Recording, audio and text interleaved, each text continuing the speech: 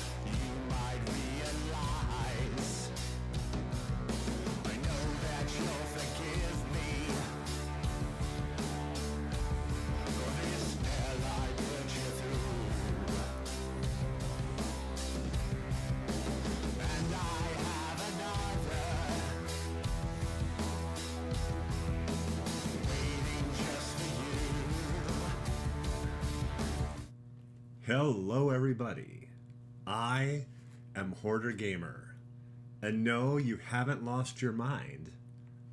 The show is no longer on the Doom Squad Gaming YouTube channel. It is now on my channel, Hoarder Gamer, the YouTube channel. The Hoarder Gamer YouTube channel. Yeah, so basically DSG is like disbanded basically. So I was like, okay, is it cool if I bring the show to my channel? And here I am. There's going to be some minor changes here and there, but we really won't get into a lot of those this week. That'll be like next week and the ensuing weeks, like the weeks that are coming in the future. So, not a lot of like massive changes in this episode. So, we're going to start with a review from last week, because I was actually in Boston at PAX, the Penny Arcade Expo. So, from last week we have World's Finest number 25, and it's a great issue.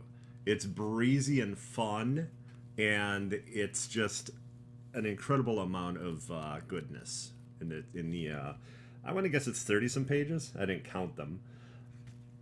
Basically, Batman and Superman apprehend Joker and take him to Arkham, and Superman's like, I don't know how you can put up with him like this and everything.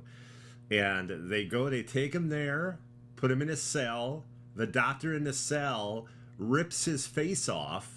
Not the Joker's face, his own face. It's Lex Luthor. It's Lex Luthor that was wearing a disguise. And he found this manuscript written by a lunatic that's supposed to lead to some insane amount of power. I believe it's called the Eternium Gem.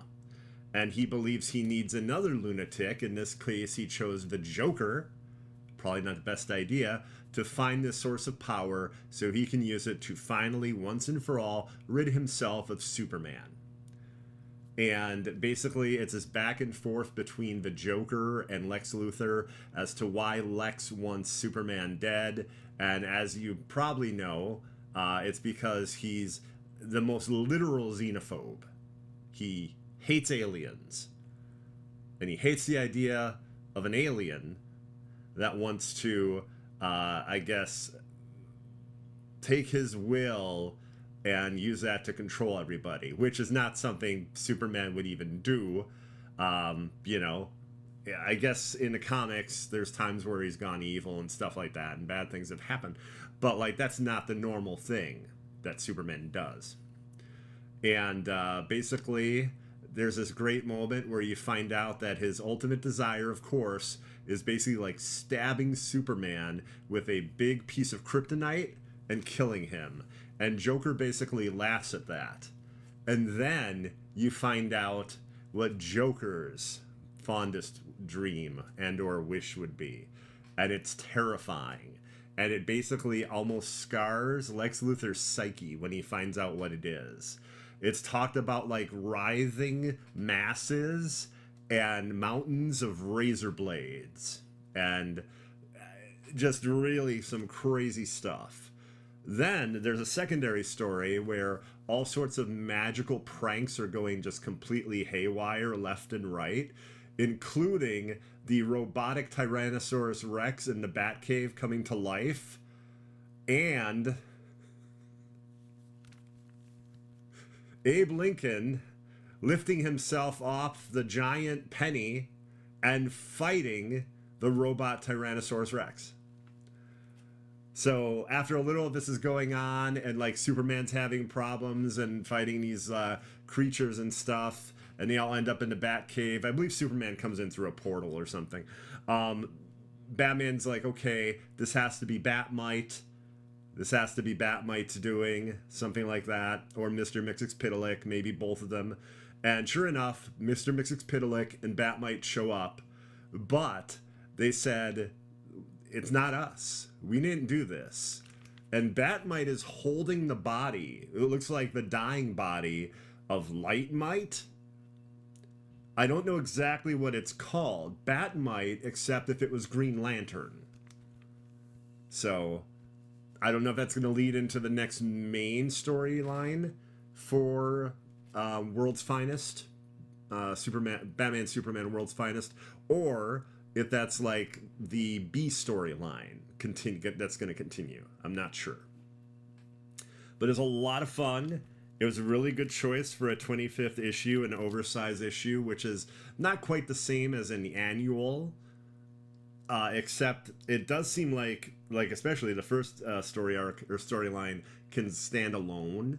So it's, I guess, kind of similar to an annual. It's not the same thing. Okay, everybody, that is our first comic book review. We'll have another one later on in the episode.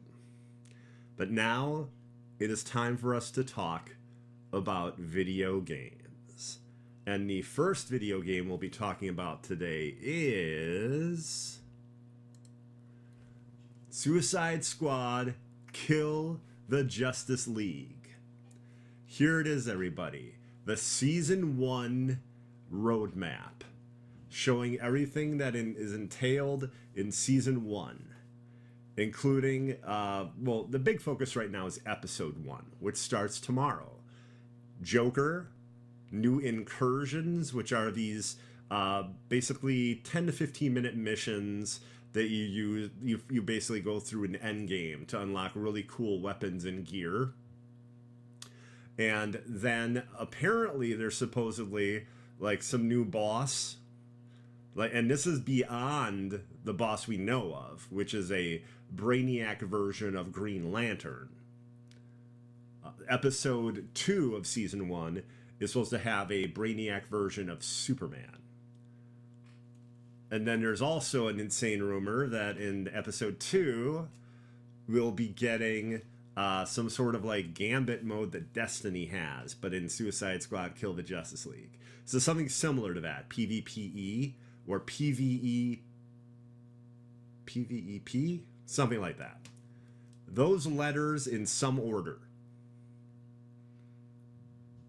So, but yeah, there's a lot of cool things to see here. The incursions look awesome. The Joker is going to get his own like story arc and cinemas and stuff like that. He looks like a lot of fun to play. There was a really cool stream today from the devs at Rocksteady talking about how the style for Joker is similar to the concept of what's called the Drunken Master. So it's like basically real powerful and everything, but like devil may care and almost like just slightly like you almost don't even have complete control. Like drops an explosion that launches him into the air and it looks wild, like almost he can't even control it. It looks like a lot of fun. He looks like he's going to be a lot of chaos, and that's a good thing. The Joker should definitely be an agent of chaos. And here he looks like he's going to be. Like, I'm really looking forward to the story and getting more information as to what's going on. My theory is still that the big bad's going to be Lex Luthor. I'm still headed that direction. And yeah, just a number of things. The reaction that Brainiac had when he saw Lex was like fear. And Lex gives this little smile at that same time. And then also Lex being confused as to how many Brainiacs still survive. I thought those were very interesting little tidbits that lead me to think that, yeah, he could totally be the big bad, ultimately. Now, this is the, like, roadmap or everything covering Season 1, including Episode 1 and Episode 2. It's all shown here. There's also going to be more trials from the Riddler, and maybe even some more, like, question marks hidden. I don't know exactly. There's supposed to be the Daily Cackle. It actually looks like a building you go into, but I'm not sure exactly. It was hard to explain. It looked very neat, though, from what they showed on the dev stream today. So this is just part of it right here. This is the actual, like, gameplay and content and everything. There is also this Battle Pass. Season 1 Battle Pass. And there's going to be banners. There's going to be emotes. There's going to be, I think they call them reactions or whatever. Basically, it's those short little videos you send to somebody that's like, ha, look what I did. I did this thing in game better than you did. So little things like that. Plus, there's a whole mess of different skins and cosmetics and things like that. And that's the Battle Pass. So that's going to be, I believe it's $10 or 1,000 of the Luthor coins. I'm pretty sure it's called. Now, if you bought the deluxe edition, you get a token that you can use for this Battle Pass. So you don't even have to, purchase it. You could use that token. Also, they revealed that if you do all 76 levels of the Battle Pass, so it's 76 levels apparently, if you do all of them, then you're going to be able to get enough Luthor coins for the next Battle Pass. So whether you have to purchase this Battle Pass or you got the deluxe and you get a token to get it for, no cost, you can earn the next one, which is a really cool feature. Like, what I talked about is I love Diablo 4. I'm a big fan of that. But, like, the way the Battle Passes work in that game is you get up to 666 of the currency necessary, and you need 1,000 total. So, I totally get what they're doing, though, right? Obviously, it's Diablo 666, but it doesn't cover the entire cost. You have to pony up some money if you're interested in that Battle Pass. But here, you can actually get the entirety of the Battle Pass. You can earn that. So I thought that was really nice. Hey, Mike, how you doing? So I like that. I thought that was cool. And let's see, what else? If you are impatient and you just can't get through, like, the storyline and face off against Brainiac for the Joker story arc, you can purchase Joker outright. He'll be in the store as well. Now, I don't know if he's 10 or if he's 15. I'm not sure yet. I don't know if they've actually given the cost for Joker. But you can earn him, and it's only like a couple hours or so of gameplay rather than you having to purchase him. So, this isn't new. The wording for the FAQ that I noticed either late last year or early this year mentioned that you could earn the new characters. And just based on that wording, one of the first things I said was, okay, so earning it, that probably means that there's a way that you'd pay for it as well if you wanted to get it sooner. And yes, that definitely is how they're going to be doing it. But yeah, I'm very much looking forward to Joker. Yesterday on the 26th, they had a really good update. It made a lot of changes. They unlocked mastery. People were having issue with mastery levels. Multiplayer is working better. I will say, though, it still seems like there's maybe a data leak or something. Because it's like, after doing a number of missions with a group, it's like things get out of sync. Things are delayed. And it's noticeable. Like at one point, I was hammering on the melee attack in order to get a shield from an enemy. And it took like 5 or 6 hits of me trying to do that when one is supposed to. So that was pretty rough. I did notice that if you have 2 or 3 people in your party instead of the 4, it does seem to play a lot better. It does seem the game has an issue with 4 players, and I feel that that was a big marketing push to be like, you can have a 4-player squad. It could very well be some of the issues this game has been having is that it should be a 3-player squad. It's very possible. But yes, I'm definitely looking forward to playing the Joker tomorrow, or playing with the Joker tomorrow. And looking forward to his story, his little quips that he's going to have with the other squad members. I think that's going to be a lot of fun. And I look forward to playing with friends, which after this big update is a lot easier now. I just hope that they look at the desyncing or lag issue that you have after a while of playing. Again, it could be a data leak. I honestly do not know. Okay, everybody. Next up, we are going to toy around. Okay? We're going to toy around. But before I do that, I'd be remiss if I didn't mention the new game announced today, Marvel Rivals. For sure it's coming to PC. It's very much in the vein of Overwatch. Got some awesome characters. You got Punisher, you got Spider-Man, you have Penny. Just really cool characters. Doctor Strange, Magic. And they have their abilities. So not everyone's running around with guns, but like obviously Punisher has guns and he's running around with them. But it looks really cool, and it looks like there's some clever ideas.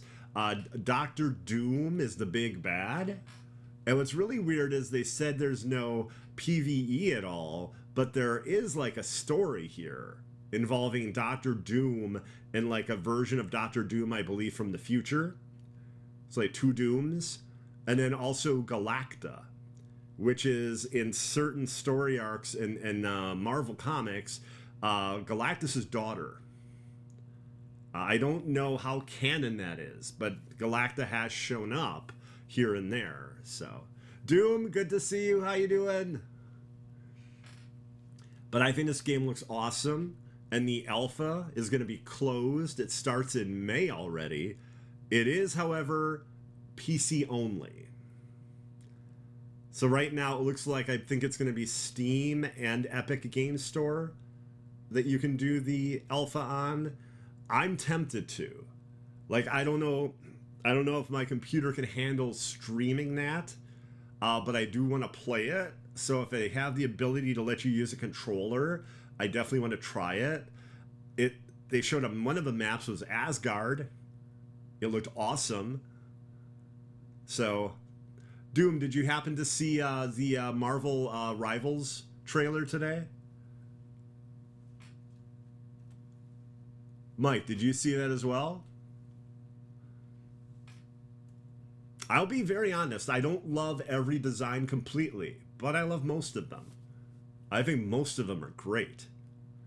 I would say 75-80% probably of designs I love.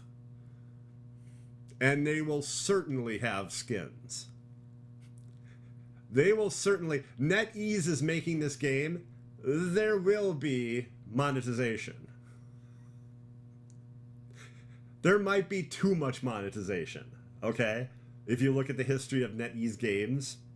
But I guarantee you, if there's a look you want for your Marvel character, you will be able to purchase it. You will be able to purchase it. That should not be a fear. You're totally going to be able to do that. Looks all right. Have to play to have a valid opinion. I agree. I agree. And like, I'm hoping it has some really cool, clever ideas that Overwatch doesn't. I do love the team ups. They did show a number of the heroes, team and villains, teaming up with one another to do very cool attacks and abilities. That was neat. That was really cool. That brings to mind Marvel's Avengers, where you had certain abilities that you could use where you could buff or help one of the other teammates. Yeah. But I think it looks really neat. The only pause I have is the fact, again, it's NetEase. Miller has said it will definitely be coming to console. For whatever reason, all they said today was Steam and Epic Game Store. But Miller has basically doubled, if not tripled down, saying his sources have said coming to console. So. Also, this cool mechanic, and I don't know if it's the trailer or not, where like there are portals, and like it's that effect that's in Ratchet and Clank, where you go like into a portal and come out another one. Also, that same effect in the Insomniac Spider-Man game, which sadly got canceled. That multiplayer one, the Great Web, it looks a lot like that effect. And even if you don't love the art style here, the graphics and animation I thought looked really good. It definitely looks like something that would be only PC and next gen for sure.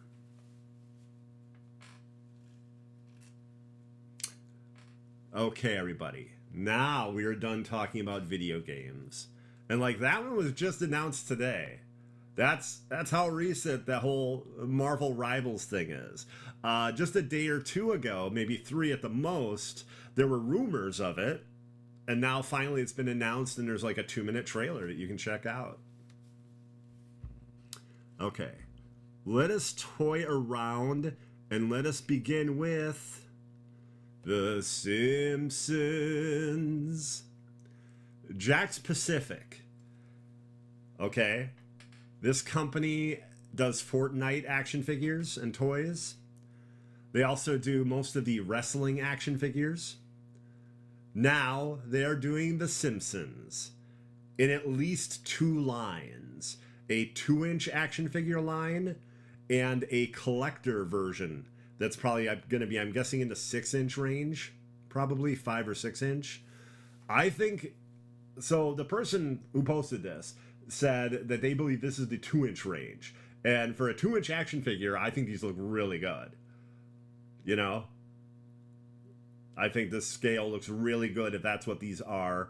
I do like the detail on them. I think Homer looks really good. Also, the Super 7 figures, the Super 7 Ultimates, those are great, but they're $55 a piece. You're paying for that figure being great, right? Like, the only one I'm thinking about getting is Max, is it Max Scorpio? I think it's Max Scorpio. Basically that James Bond type villain that Homer ends up working for. I know the toy comes with a jetpack and it looks amazing, but like the reason they're so expensive, the figures are 5 to 6 inches and they're rather big. So that's their height, but they're actually like kind of girthy, I guess you could say, for lack of a better word. Plus they come with an insane amount of accessories. They are loaded for bear with accessories. Okay? So, and that's how all of these Super 7 Ultimate figures are. They're just kind of wild that way. So it'll be nice to have something in that $10, $15, $20 range if you're a big Simpsons fan. And we're going to hear a lot more about these figures on Friday. Jack's Pacific apparently has some sort of a press conference. They're going to be at some show or something like that. And we're going to hear a lot more about the Simpsons toys on Friday. Next up, Rocky. Rocky Balboa and Apollo Creed. Movie Maniacs. Again, I think the title's weird, right? Like, McFarlane Toys started the Movie Maniacs line with Movie Maniacs. Like, Freddy Krueger, Pinhead, Leatherface, actual maniacs that are in movies. And then they were like, we'll keep that name and we'll do like characters from comedies and stuff like that. You know, we'll do Clark Griswold from Christmas Vacation, and we'll still have it under the movie Maniacs moniker. But I think these look really nice. I think this Apollo Creed and Rocky figure collection looks great. There's 2 toys, each one's $24.99. They come with a number of accessories and printed backdrops to make them look like they're actually in the ring fighting. Plus, they each have a secret accessory. That's kind of the new big thing. The Diablo action figures and the World of Warcraft action figures from McFarlane Toys, they all have like a secret accessory, and you don't quite know what that is until you open it. So, but yeah, I think these look really good. The detail is phenomenal on both of the action figures. They look just like the actors, Stallone and Carl Weathers. They look great. And with Carl Weathers passing recently, I think it's going to be a very popular figure. I'll be honest, I wish they had a version with Carl Weathers, like with that just wild jacket and like the patriotic hat and everything, which I believe Rocky 4 is where he wears that. But maybe that'll be another action figure they do, you know? I mean, McFarlane does a number of variants and everything, so it's totally possible. Usually they call that their gold collector line, so maybe they'll end up doing that. Although, I don't know that the pose of this figure lends itself to that easily. Maybe? I'm not sure. Okay. And next up we have, and I think finally for toys, Star Wars The Last Command. First off, this is an awesome collection of action figures, 6-inch Star Wars Black Series. Again, the black label for Star Wars is like their collector line, and they come in 3 3/4 inch, and they also come in 6-inch. And, okay, you get Luke Skywalker, Joris Kaboth, Mara Jade, and Luke with 2 U's in his name, because I believe he's a dark clone of Luke. So these are characters based on the Timothy Zahn series of books, and I think they look great, and the price is great. You get quite a few accessories, like 8 accessories, 4 6-inch figures, $89.99. And before you balk, the average 6-inch the average 6-inch, I almost said McFarlane. Average 6-inch Star Wars figure is like $24.99. So $89.99 for 4 figures and accessories is actually a very good price. I believe some of them are like $27.99. It depends on the character. But yeah, I think this is a very good collection. This is available currently on the Hasbro Pulse website, and you can just pre-order it. I don't know how long it's going to last, because it's very cool, and I don't know if there's ever been a Luke action figure before. Again, that's me trying to say it with the 2 U's. But yeah, I don't know if they've done a figure of him, especially in the 6-inch range. So, yeah. Also, Joris Kaboth looks wild, has like this outfit made of like cloth, and very cool. Force lightning. This comes with a whole mess of lightsabers. Very nice collection here. And again, at that price, I find that price rather impressive, to be honest with you. Okay. We are done toying around. Now we are going to look at the future. The future of comic books, all the way to 1 week from today.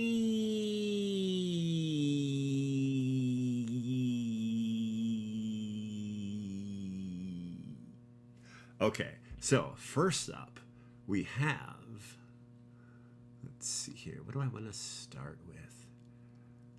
Let's go with this. Rook Exodus. Jeff Johns, Jason Fabok doing the art. Jason Fabok did the amazing 3 Joker book series. Took, I want to say, like 1.5 to 2 years for him to do all the art for that series.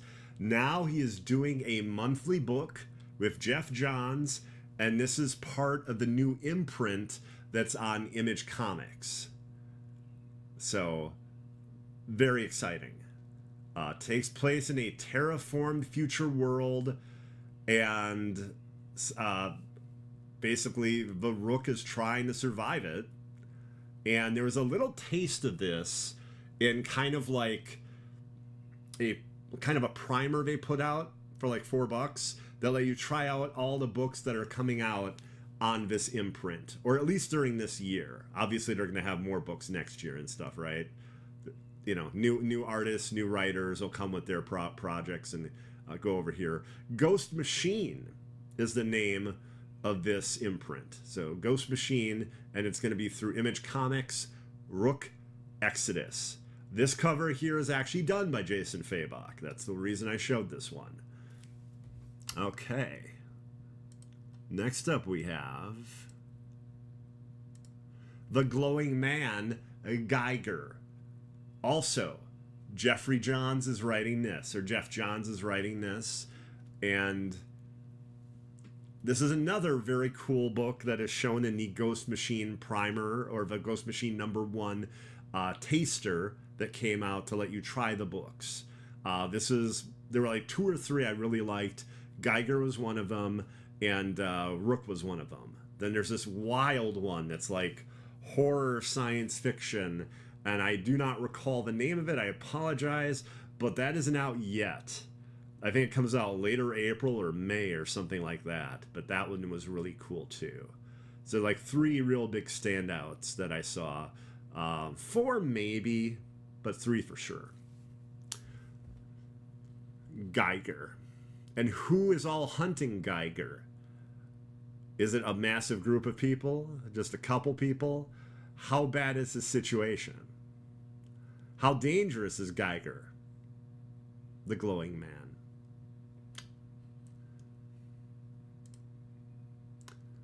Let's see. Next up we have Vengeance of the Moon Knight #4.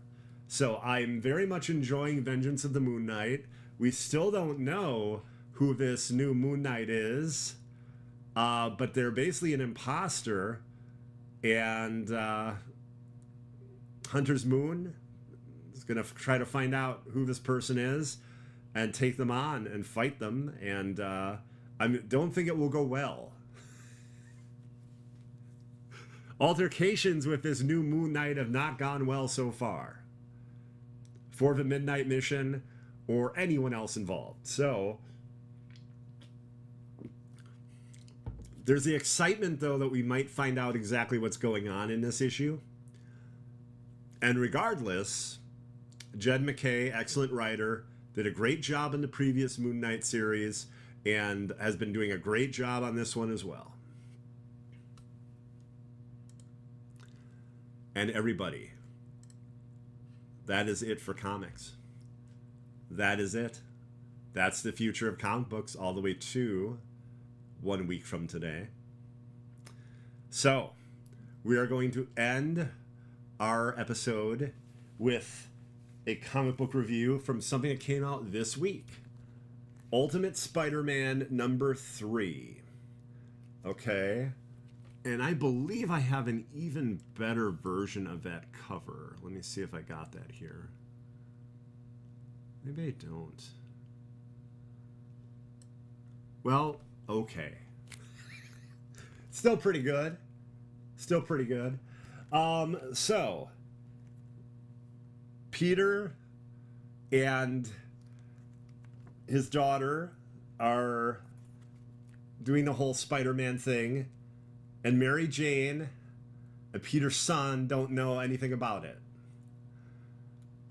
And there's this great scene where his daughter is like helping him come up and spitball with what the outfit looks like, and they end up going through a number of the actual outfits we know of. So they have the black suit, and she finds it to be scary, which makes sense, right?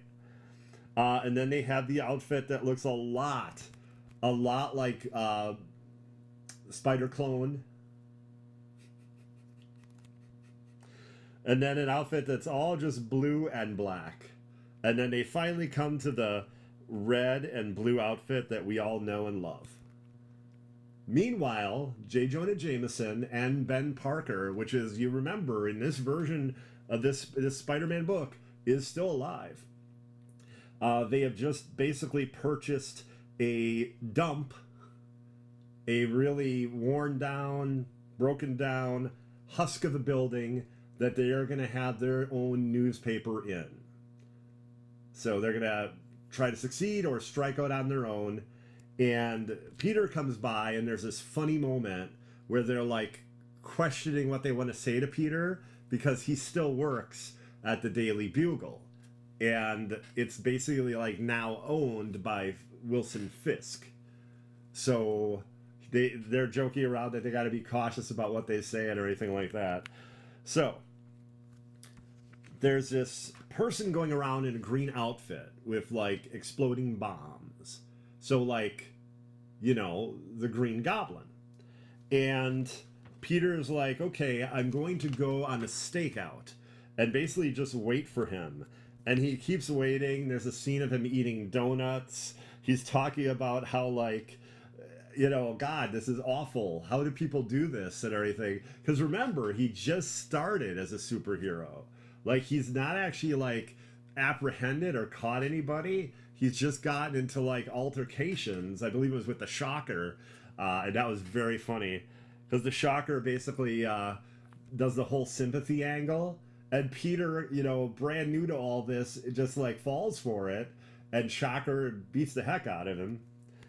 So, as he's waiting there, all of a sudden, you know, he's basically keeping an eye on Fisk and things are going in that area, and that's where the stakeout's happening. Well, you have Green Goblin show up, but to stop Green Goblin, you surprise, have Bullseye. And it becomes this cool fight between Green Goblin and Bullseye. And then Spider-Man actually jumps into that fray. And it's this really great amount of dialogue and funny things that are said in this issue. Like, Hickman's not only good with an overall story or story arc, he's very good with dialogue. And there's these really funny back and forth moments between just about every character. Bullseye, this Green Goblin, and, you know, Peter, of course. So basically, he's trying to find out what's going on. And then what's really cool is Green Goblin takes his glider, like hits a couple buttons, it attaches to Bullseye, and flies away with him. So we don't know where that's going. I thought that was pretty interesting. And then he looks at Peter and he says, you know, and that's a cool suit. Actually, let me just quote this part because it's really funny. That's an interesting suit you have there. This is Green Goblin saying this. I bet some people think it's very cool. And Spider-Man goes, that's because it is cool. And Green Goblin goes, be that as it may, instead of cool, others might call it something else. Proprietary. And he hits a button on his chest, and all of a sudden, Spider-Man's outfit starts, like, degrading. And then Green Goblin's helmet pulls back to reveal he's Harry Osborn. So we know now that Green Goblin in this world, at least at this point, is Harry Osborn. And basically, he and Peter are kind of hitting it off as friends right here on this rooftop. It's very good. It's very good. This series is only 3 issues in, and I've loved all 3 issues. I think that Ultimate Spider-Man 3 is an excellent Spider-Man comic book and one of the better books that I read currently.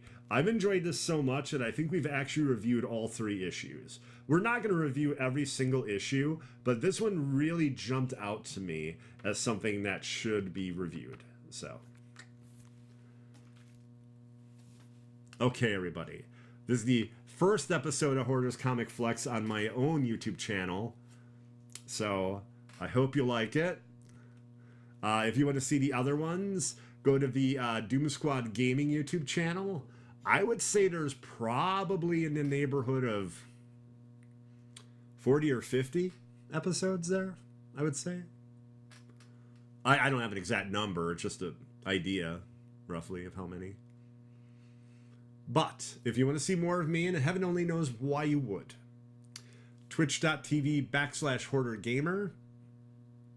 Right now, I'm doing Suicide Squad Kill the Justice League, and again, looking really forward to Joker tomorrow, and the Joker story arc, and all the stuff that Joker brings with it.